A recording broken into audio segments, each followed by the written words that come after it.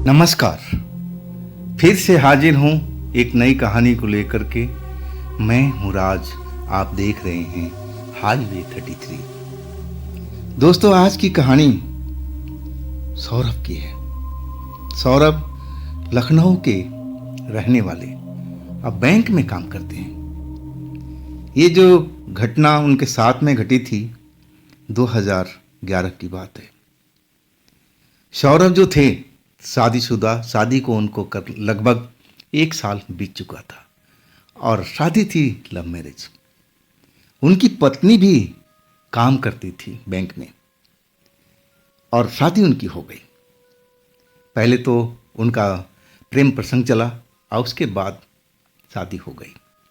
परिवार वाले भी शुरू में तो आनाकानी किए थे, लेकिन दुल्हन इतनी सुंदर थी, पढ़ी लिखी थी और काम कर रही थी।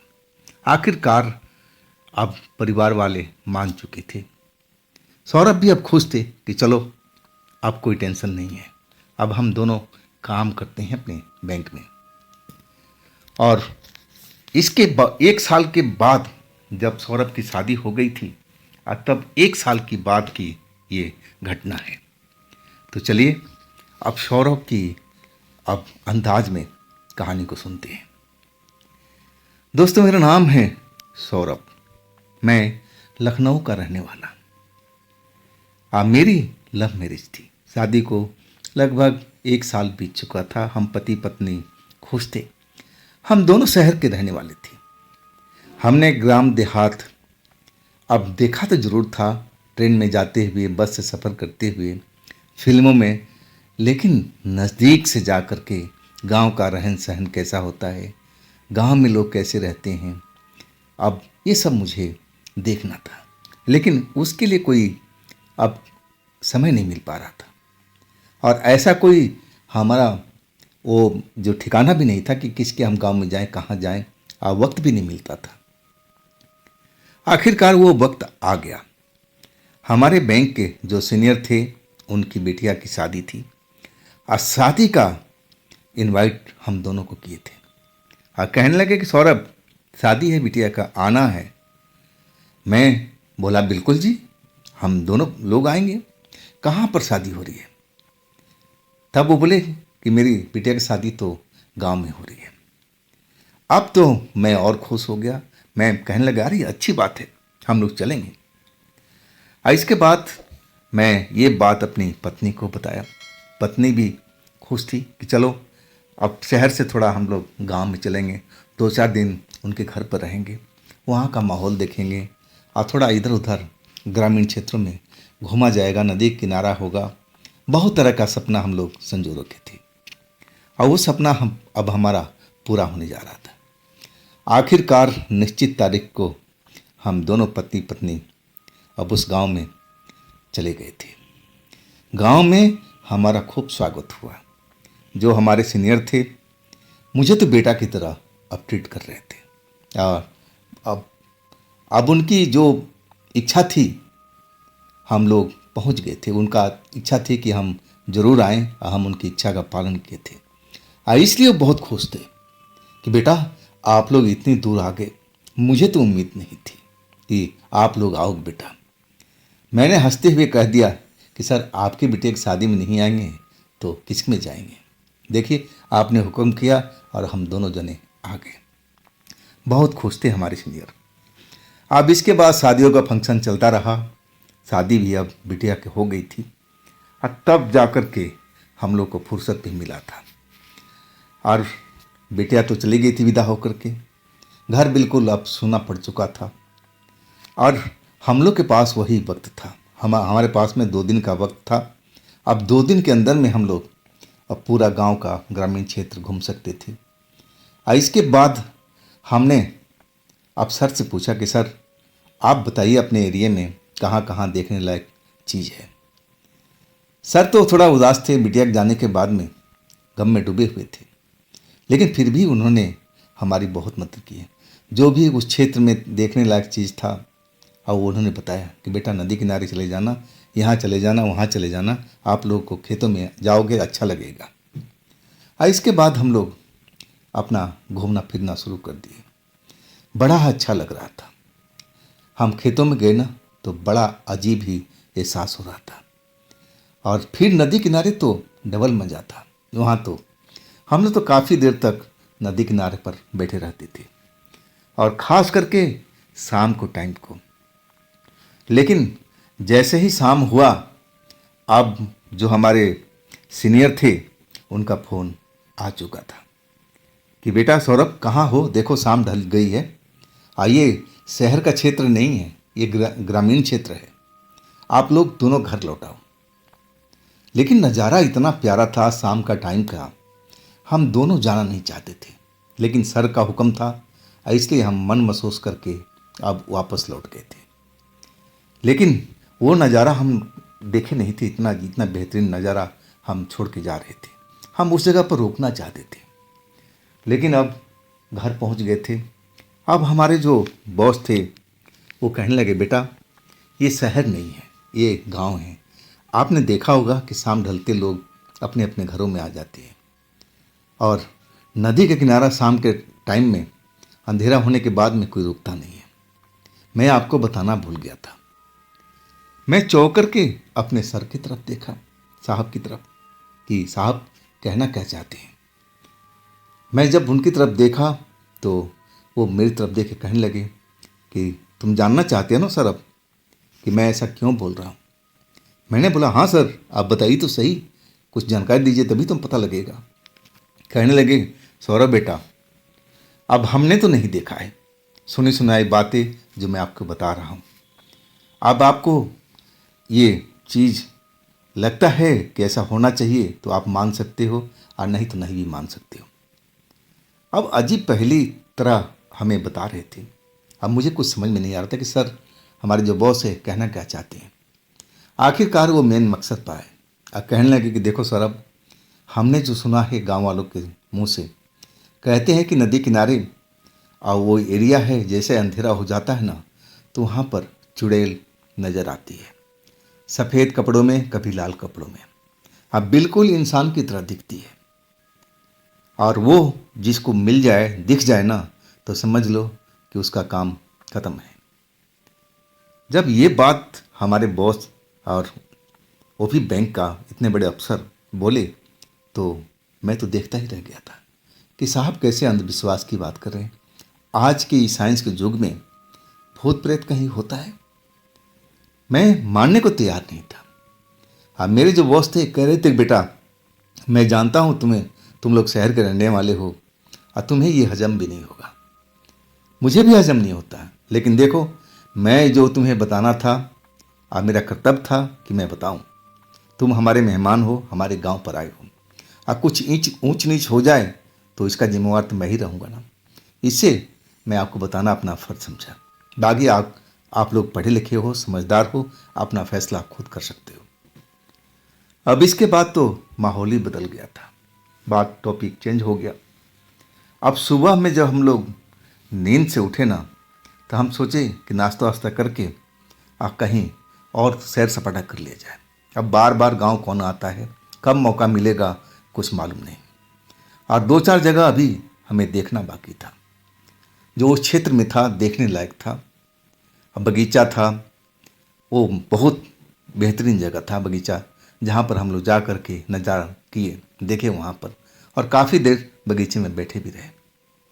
और इसके बाद घूमते घूमते अब शाम हो चुकी थी और आखिरकार हम नदी के किनारे पहुँच गए।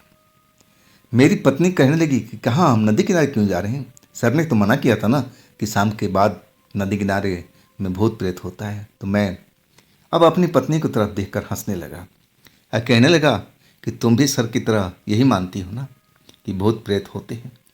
अरे आज के युग में तुमने कहीं सुना है भूत प्रेत को?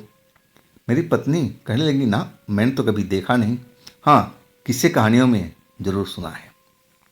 मैं हंसते हुए कहने लगा, अरे बाबा ऐसा कोई चीज़ नहीं होता, सब दिमाग का भ्रम होता है और कुछ नहीं। चलो आज नज़ारा देख लेते हैं, थोड़ा देर हम लोग नदी किनारे भी बैठेंगे। और वही हुआ, हम दोनों व्यक्ति अब चल पड़े नदी के किनारे और वहाँ जहाँ बैठे थे वहीं पर जाकर बैठ कर के नज़ारा लेने लगे। पक्षी उड़ रहे थे नदी के किनारे, और एक अजीब ही एहसास होता था उस जगह पर। और उस नज़ारा लेते लेते हम लोग बातचीत करते हुए अंधेरा हो चुका था, लेकिन चांदनी रात थी। जैसा अंधेरा हुआ वैसे चांद भी अब चमकने लगा था, और चांद की रोशनी में जो पानी नदी का था अलग ही मजा दे रहा था। चमकता हुआ पानी, अब बीच बीच में छपाक छपाक उसमें मछलियाँ भी थी, कूदती थी, और उसका मज़ा कुछ अलग ही था। और इस तरह करते करते काफ़ी देर हम लोग उस जगह पर बैठे रह गए। अब कहा जाए तो काफ़ी अंधेरा हो चुका था, लेकिन चांदनी रात थी इसलिए एहसास नहीं हो पाया।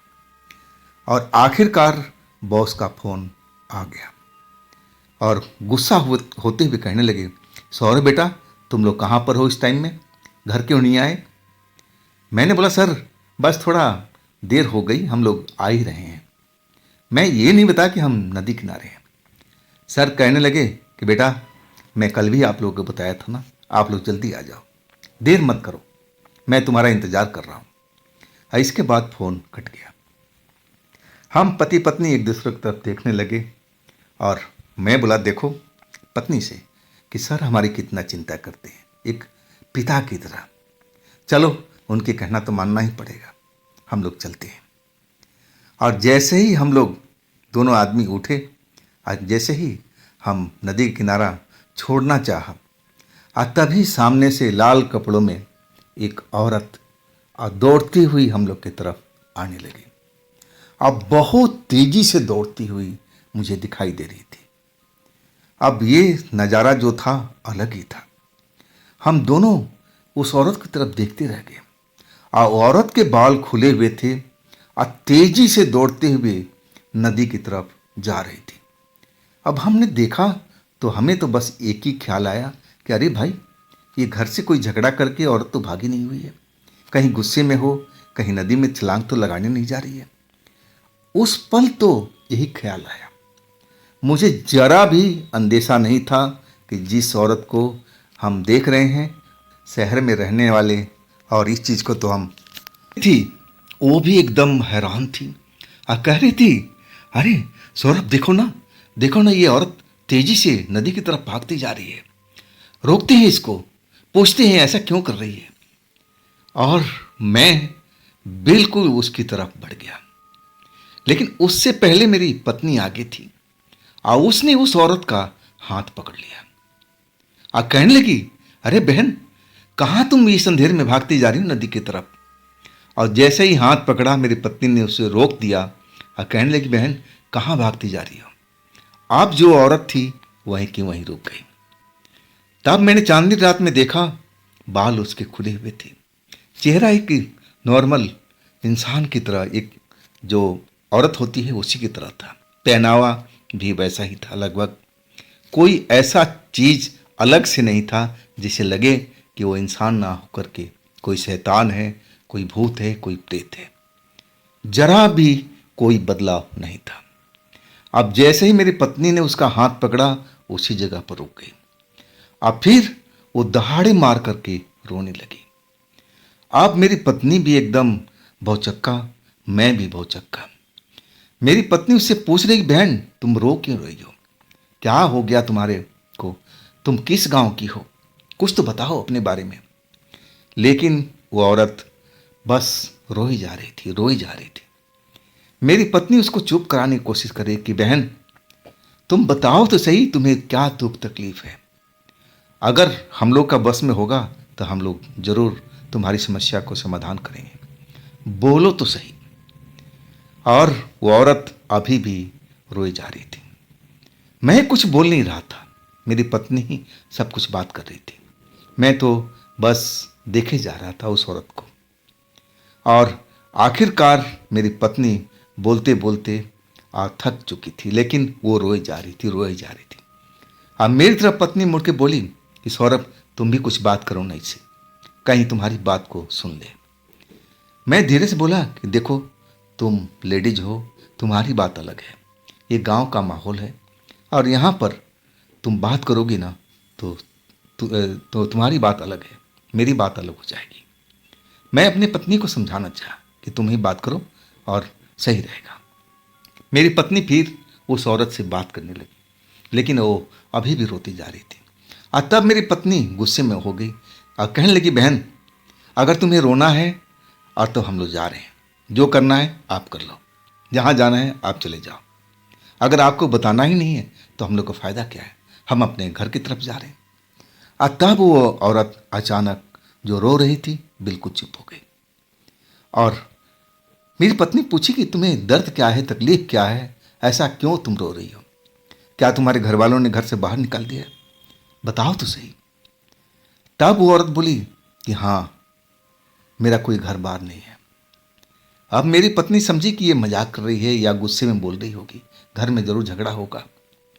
और वो कहने लगी कि देखो ऐसा नहीं है, तुम्हारा घर बार जरूर होगा, तुम गुस्से में हो, आज तुम अपने घर लौट जाओ, मैं चलो हम दोनों जा रहे हैं तुम्हारे साथ में और तुम्हें घर तक छोड़ के आते हैं, अगर कोई पारिवारिक झगड़ा होगा तो हम लोग उसको समझाने की कोशिश करेंगे, तुम चलो हम लोग के साथ में। वो औरत अब घूर करके मेरी पत्नी की तरफ देखने लगी।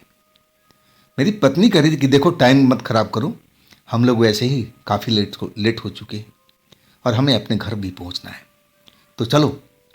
इसके बाद वो औरत एक तरह से चलने पर राजी हो गई और आगे आगे वो औरत, उसके पीछे मेरी पत्नी और सबसे पीछे मैं, हम तीनों पगडंडियों पर चलने लगे।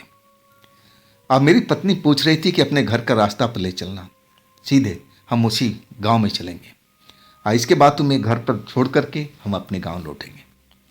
वो औरत अब पगडंडियों पर चलती जा रही थी। वैसे गांव का जो एरिया था हम लोग को समझ से बाहर था, लेकिन जो मेन रास्ता था, चौड़ा रास्ता था, हम जानते थे कि सीधा हमारे उस गांव में जाएगा, हमारे सर के घर तक जाएगा, इतना पता था।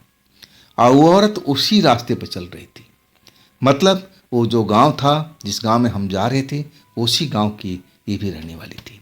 ये तो चलो अच्छी बात हो गई, हम लोग के लिए सुविधा हो गया कि ताकि इसको आराम से घर में छोड़ देंगे। हम अपने सर के गांव के पास पहुंच गए थे और जैसे ही बाउंड्री पर पहुंचे ना, वो औरत रुक गई। मेरी पत्नी बोली, अरे रुक क्यों गई, चलो ना आगे, चलो तुम्हारा घर दिखाओ, हम घर तक छोड़ के आएंगे, तुम्हारे परिवार वालों से बात करेंगे कि देखो ऐसा झगड़ा ठीक नहीं है। लेकिन औरत एकदम से, एक जंगल जैसा क्षेत्र था, वहाँ पर पेड़ पौधे काफ़ी थे और थोड़ा बहुत उधर में गड्ढा भी था, पानी वानी था उधर में, और एकदम से उसी तरफ दौड़ गई। देखते देखते मेरी पत्नी और हम दोनों हैरानी से देखते ही रह गए और दौड़ते दौड़ते ना जाने कहाँ अंधेरे में गायब हो गई, हम तो देख ही नहीं पाए।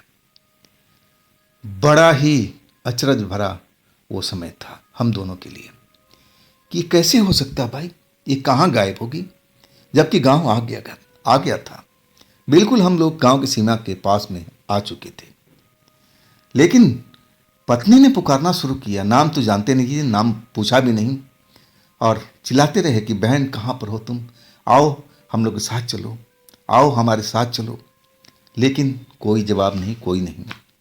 आखिरकार अब काफ़ी देर हो चुका था और तब मेरी पत्नी कहने लगी कि चलो सौरभ, अब देखो अपने गांव तक आ गई है, हो सकता है कि इसका गुस्सा शांत हो तो अपने घर तक पहुंच जाएगी। और इसके बाद हम दोनों अपने उस घर की तरफ चल पड़े। घर में गए तो काफ़ी अब रात हो चुकी थी। हमारे जो बॉस थे बैठे हुए थे आंगन में और हम लोग देख करके पहले तो मुस्कुराए और फिर डांटने आवाज में कहने लगे, सौरभ कल मैं आप लोगों को चिताया था ना कि शाम के टाइम होते ही घर लौट जाया करो बेटा, ये शहर का क्षेत्र नहीं है, ग्रामीण है, आप मेरी बात को मजाक मत समझना। अब हमने भी कहा सर ऐसी कुछ बात हो गई थी कि लेट हो गया था। अब फिर मैंने उस औरत की बात छेड़ दिया, सब कुछ बता दिया। तो हमारे जो बॉस थे वो कहने लगे, बेटा तुमने तो बहुत अच्छा काम किया, लेकिन औरत वो भागी क्यों, उसको तो इस गांव में आना चाहिए था जिसकी घर की थी। चलो हम सुबह देखेंगे कि किसके घर में लड़ाई झगड़ा हुआ था, क्या बात हुई थी। अब तो रात ज़्यादा हो चुकी है, अब आप लोग खाना खाओ और सुबह की सुबह देखी जाएगी।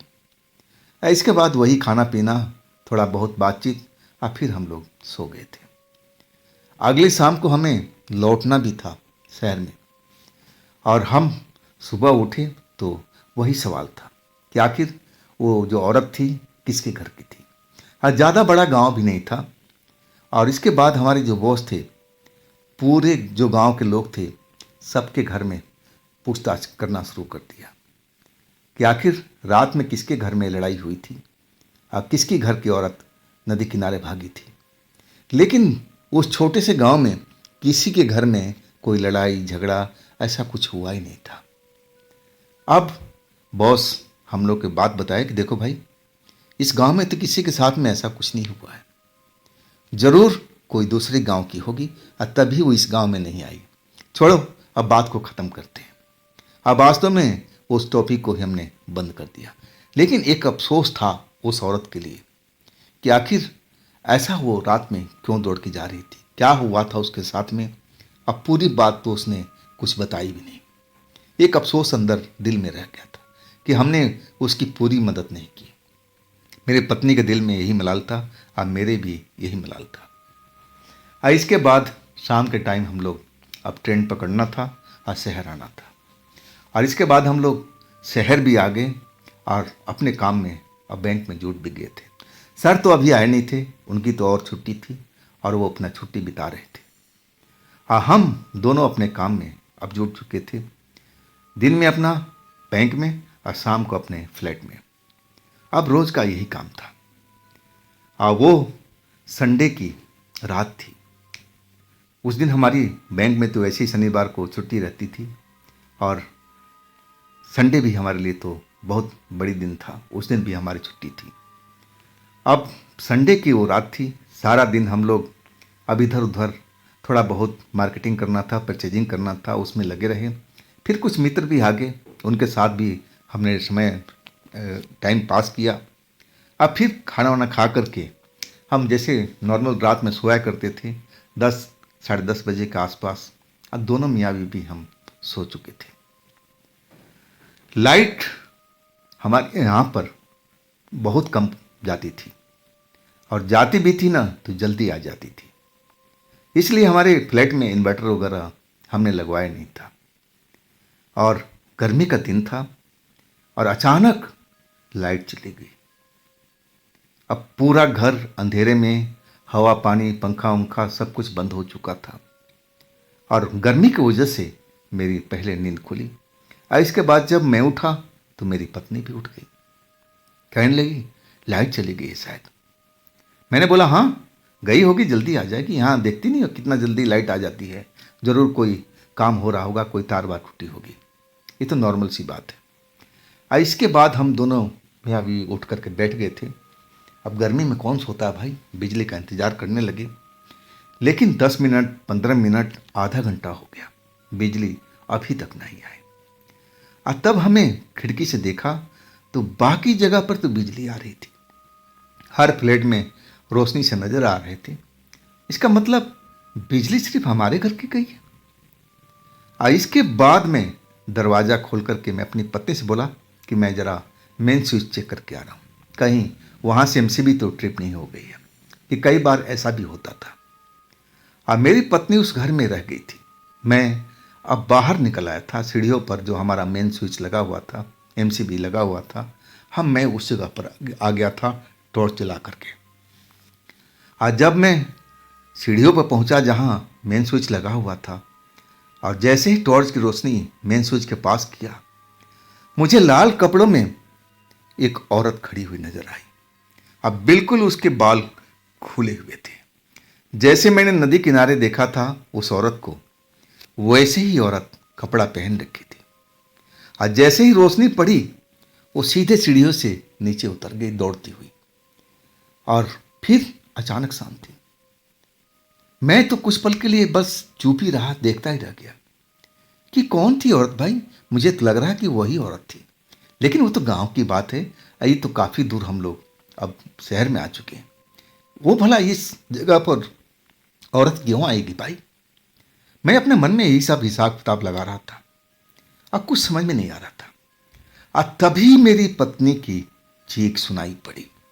मेरी पत्नी डरी डरी अब चीख निकाल रही थी। अचानक जब पत्नी का चीख सुनाई पड़ी तो मैं एकदम कमरे की तरफ दौड़ पड़ा।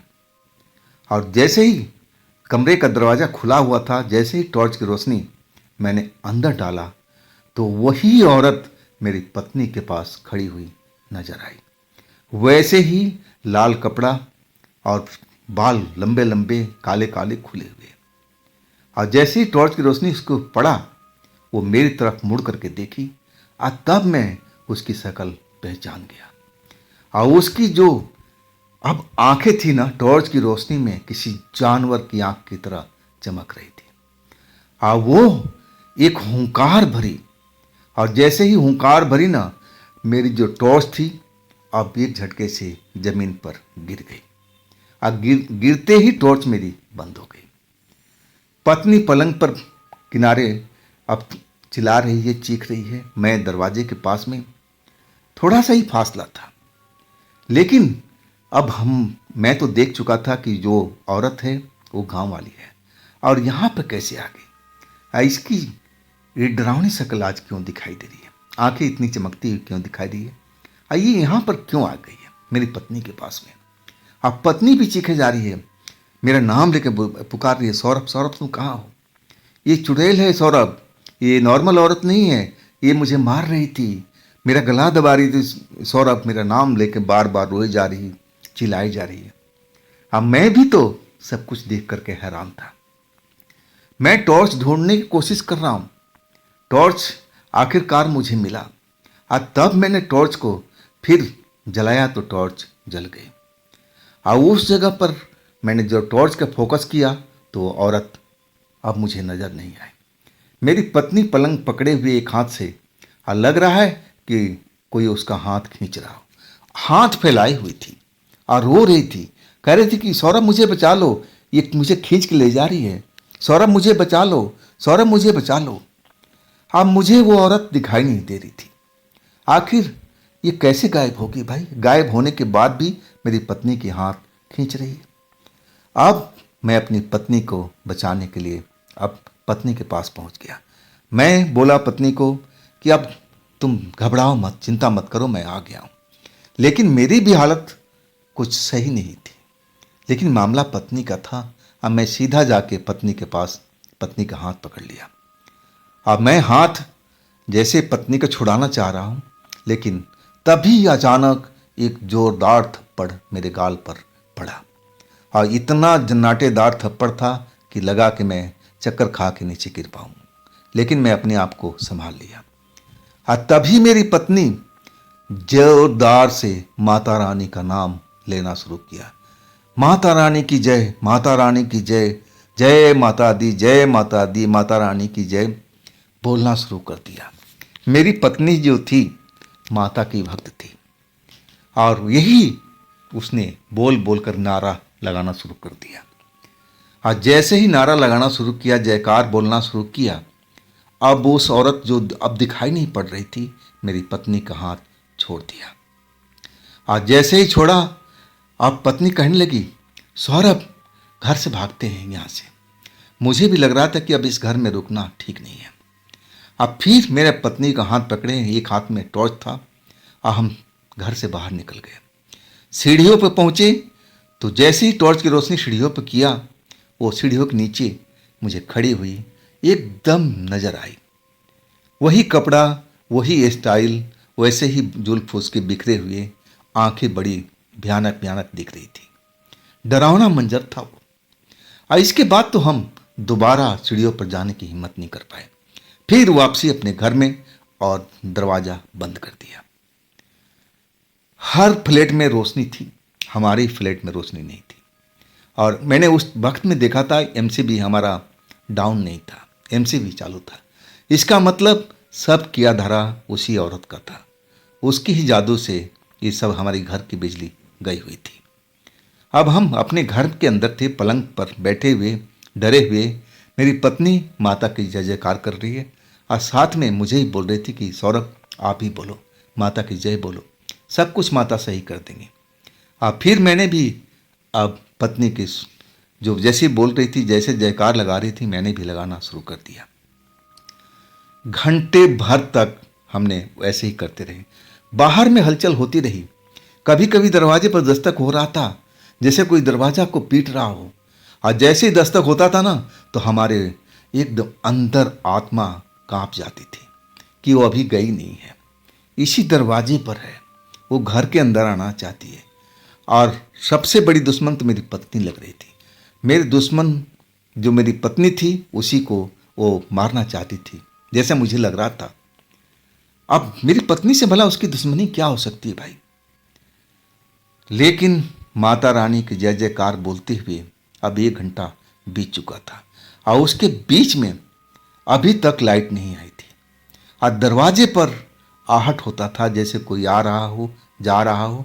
और कभी कभी दरवाजे पर थपकी भी जैसे कोई दे रहा हो कि दरवाज़ा खोलो, दरवाज़ा खोलो। लेकिन हम लोग उस पलंग से नीचे नहीं उतरे।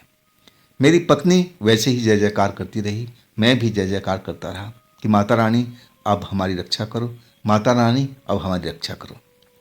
अब करीब करीब 2 घंटा बीत चुका था और अचानक बिजली आ गई।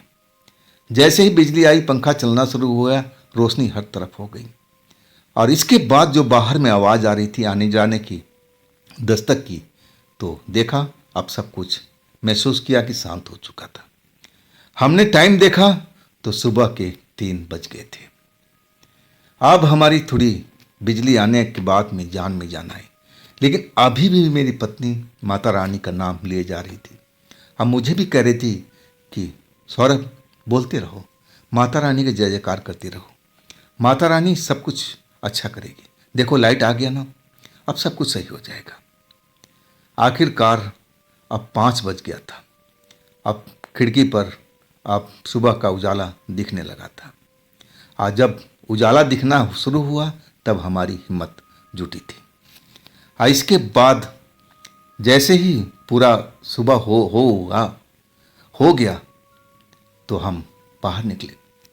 नीचे हमारे पड़ोसी थे, पड़ोसियों के पास हम गए और पूरी जो हमारे साथ घटी घटना थी सब कुछ बताने लगे। पड़ोसी कहे कि हाँ, कुछ सीढ़ियों पर शोर तो हो रहा था, जैसे कोई आ रहा हो जा रहा हो। हम समझे कि आप लोग होंगे, कहीं गए होंगे और देर रात को आए हैं। हमें यही एहसास हुआ। और चीखे चिल्लाहट उनको सुनाई नहीं पड़ी थी। इतना शोर शराबा हमने किया था, अब कैसे उनको समझ में नहीं आई, ना सुनाई पड़ी। ऐसा कैसे हो सकता है। लेकिन अब सुबह होने के बाद में अब सब कुछ सही लग रहा था। जब हमने पूरी घटना अपने पड़ोसियों को बताया तब उन्होंने राय दी कि देखिए, जो जैसा आपने बताया कि ये गांव की औरत थी और नदी किनारे मिली थी, तो ज़रूर वो कोई चुड़ैल है और आपके साथ ही गांव से यहाँ तक पहुँच गई है। आप मौका देख करके आपके पत्नी के ऊपर में उसने वार करना चाहा है। अब हम तो समझ ही चुके थे कि सारा खेल उसी गांव से शुरू हुआ है। इसके बाद पड़ोसी ने राय दिया कि किसी आप मंदिर में जाइए, कोई तांत्रिक से मिलिए, समाधान तो वहीं पर होगा। इसके बाद हम मंदिर पहुंचे हनुमान जी के, और वहाँ पंडित जी से पूरा दास्तां अपना रात का सुनाया। पंडित जी भी कहे कि बेटा, वो प्रेत आत्मा है और गांव से ही तुम्हारे साथ तुम्हारी पत्नी के पीछे पीछे आई है और वो जान लेना चाहती है। मैं अब दहल चुका था पंडित जी की बात सुन करके। कहने लगा कि पंडित जी, उपाय तो बताइए, कैसे मेरी पत्नी की जान बचेगी, कोई उपाय हमें दीजिए। पंडित जी कहने लगे कि बेटा घबराओ मत, हम सब प्रबंध करेंगे, पूजा पाठ करना पड़ेगा और हम ये करेंगे। हमने बोला पंडित जी देरी मत कीजिए। और तब पंडित जी बोले कि ठीक है, अब सारा सामान मैं इकट्ठा करता हूँ, अब पूजा तुम्हारे घर पे ही होगा। और इसके बाद पंडित जी आए, हमारे घर पर पूजा पाठ किए और फिर हमारे हाथों पर लाल धागा बांध दिए और कहने लगे कि बेटा आप लोग डरना मत, अगर आप लोग डरोगे ना तो उतना उसकी पावर बढ़ेगी। मेरी कोशिश है कि वो आत्मा आपके पास न पहुँचे। हाँ, वो अपनी ताकत जरूर दिखाएगी, इस घर में प्रवेश करने की कोशिश करेगी, दरवाजे पर शोर भी होगा जैसा पंडित जी ने बताया, लेकिन आप लोग दरवाज़ा मत खोलना और डरना बिल्कुल मत। अब पंडित जी जो बात बोले थे वो भी डरावना था। अब पंडित जी कहने लगे कि मैं 1 दिन के बाद में फिर दूसरा पूजा करूँगा और इसके बाद सब कुछ सही हो जाएगा। आखिर रात आ गई हम लोग अपने कमरे में अब डरे सहमे पलंग पर लेटे हुए थे, आंखों में नींद नहीं आ रही थी और आपस में बातचीत करते करते रात कब का 12 बज चुका कुछ पता ही नहीं चला। और आखिरकार दरवाजे पर आहट आनी शुरू हो गई, जैसे कोई सीढ़ियों से चल करके और हमारे फ्लैट में आ रहा हो। और जैसे ही आहट खत्म हुई दरवाजे पर दस्तक हुई। और जैसे ही दस्तक हुई तो हमारी तो दोनों की जान निकलने लगी। पंडित जी बोले थे कि आप लोग भूल करके दरवाज़ा मत खोलना और ना आवाज़ देना, ना पूछना कि आप कौन हो, क्यों आई हो। कोई भी पूछने की जरूरत नहीं है, आप लोग शांत रहना और डरना बिल्कुल मत। जैसे पंडित जी ने बोला वैसे ही हम लोगों ने किया। दरवाजे पर कई बार दस्तक हुआ लेकिन हमने टोका तक नहीं। और डर तो लग रहा था लेकिन अब डर को हमें भगाना था, इसलिए हम आपस में बात करते रहे कि ताकि हम दोनों का डर निकलता रहे। आखिरकार वही 2 बजे के बाद वो लगा कि अब जो कोई है दरवाजे पर अब चला गया है। आप ना तो कोई दरवाजे पर दस्तक हो रहा था, ना कोई चलने फिरने की आवाज़ आ रही थी। इसके बाद बिल्कुल शांति हो चुकी थी। सुबह के जब 4 बजे ना तब हम दोनों आदमी सोए थे। इसके बाद सुबह 9 बजे तक अब नौकरी पर कहाँ जाना, हमारी जो दोनों की हालत थी वही थी। इसके बाद पंडित जी के पास पहुँचे, पूरा फिर रात की कहानी बताया। पंडित जी कहने लगे बस आज आखिरी पूजा होगा, इसके बाद सब कुछ सही हो जाएगा। वही हुआ। पंडित जी जो ने आखिरी पूजा किया इसके बाद कहने लगे कि आप डरने की आवश्यकता नहीं है, वो आत्मा आपके घर के आसपास भी नहीं आएगी। और वैसा ही हुआ। उसके बाद जब पूजा खत्म हुआ हमें 2 रात तक तो वाकई डर लगता था। दरवाजे पर ऐसा लगता था कि अभी कोई दस्तक किया हो, लेकिन हमारे कान बजते थे। ऐसे ही 2-3 रातें तक हम लोग के साथ में हुआ। हम सोते बहुत कम थे, जागते ज़्यादा थे। और जरा भी आहट होता था ना, लगता कि वही चुड़ैल हमारे दरवाजे पर आ चुकी है। लेकिन ऐसा कुछ भी नहीं था, सब कुछ अब समान हो चुका था। इसके बाद हम बिल्कुल शांत रहने लगे, अपने काम पे भी जाने लगे। और हमारे जो सर थे अब गांव से लौट आए थे। इसके बाद सारी डिटेल हमने अपने बॉस को बताया। बॉस भी हमें डांट रहे थे, कह रहे थे कि सौरभ मैं तुम्हें मना किया था ना कि उस नदी किनारे मत जाना, लेकिन तुम फिर भी अपनी जीत पर गए, देख लिया उसका क्या फल तुम्हें मिला। तो बेटे गांव वाले जो बताए थे मैं आपको वही बताया था। अब विश्वास करना ना करना तुम्हारे ऊपर था, लेकिन तुमने उस चीज़ को नज़रअंदाज कर लिया था।